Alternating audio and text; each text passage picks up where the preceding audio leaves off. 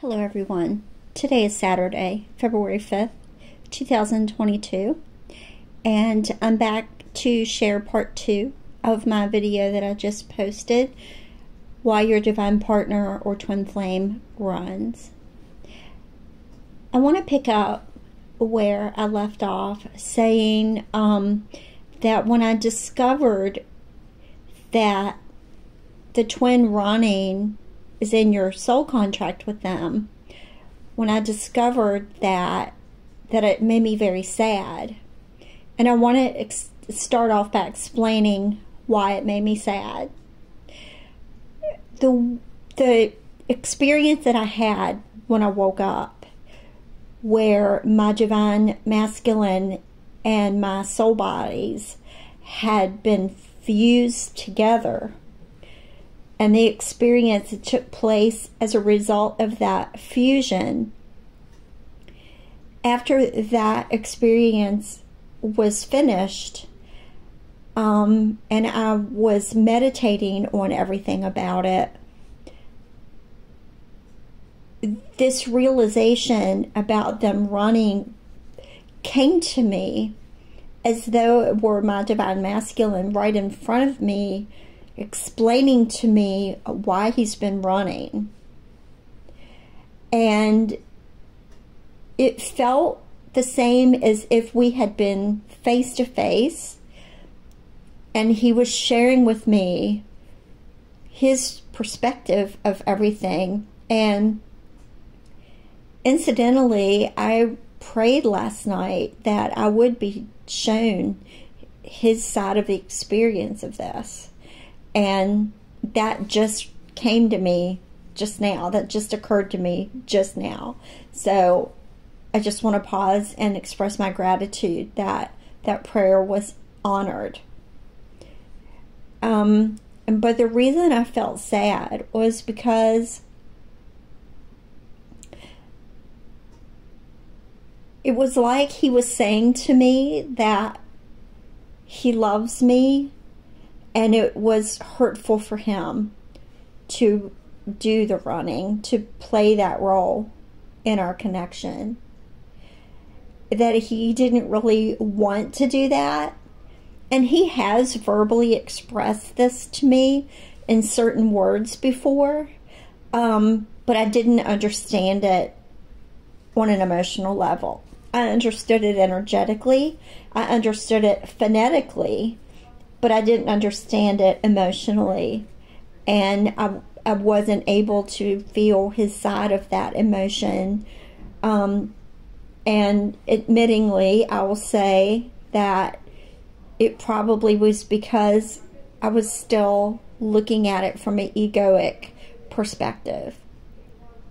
And if by chance he would ever hear this, I want to just sincerely say how deeply sorry I am that I didn't realize that before. But to continue with the reason I felt so sad was because it was like he was saying to me, it hurt me to do it. It hurt me to close myself off from you. And I do realize that it was in our contract, and it had to unfold the way it did for us both to learn, not one more than the other, because we're the same soul essence, so we're experiencing the same tests and lessons and emotions and all of that.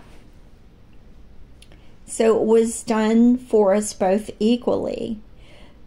But from a human perspective, it is sad because I guess I can say from experience from my side of it, like there's been things that I wanted to do or say to him from a human emotional level that energetically and spiritually from my higher self level, I knew that it wouldn't benefit his soul growth. So I held back from that. Like coddling him when he was hurting, or defending him when someone said something negative to him or about him. you know, of course, if someone would have said something negative about him to me, outside of his ability to hear that, of course, I would jump to his defense right away, and I have. But in his presence, I would never do that, because he's very much masculine and quite capable of defending himself. And I might add, very tactfully and graciously, because I've seen him do it before on his live videos. So that's a reason that it hurt my heart when Higher Self was showing me this, because it humbled me. It made me feel more loved and cherished than I ever thought I could feel. That he would want to stay connected with me, and not because his higher guidance was directing him to pull away. And my eyes are getting stingy tears just talking about it. And if I were just sitting with it by myself, not talking out loud, but just meditating on it and experiencing it energetically within myself, I would probably be crying a lot more than just feeling the tears coming up to the surface of my eyes. So that's basically what I wanted to say about my reaction to this epiphany.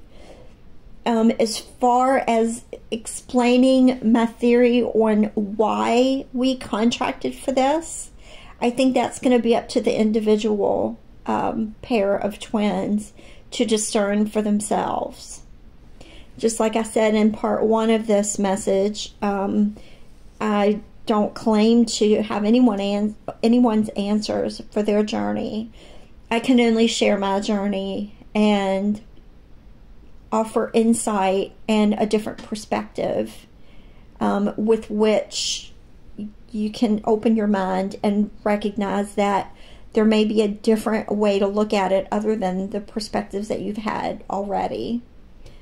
And I think with other twins in our wave and soul group and monad, I think certain ones are going to resonate, because I know that I've resonated with other twins in certain aspects of their experience. And then there's also areas in which each pair of twins is going to differ from all the rest in their soul group and monad.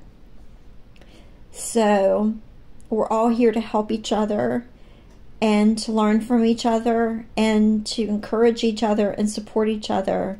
But none of us are here to give anyone else their answers. That can only be found within and between the twins themselves. So that's all I feel like I'm supposed to share about this today. It's all it's all the insight I have that I'm aware of. If anything else comes to mind about this, I will definitely do a part 3. But for now, I feel like I've pretty much concluded everything about this particular epiphany that I've had. So once again, I'd like to thank everyone for following along on my journey. And I wish all of you the very best along your journey as well. And have a wonderful day.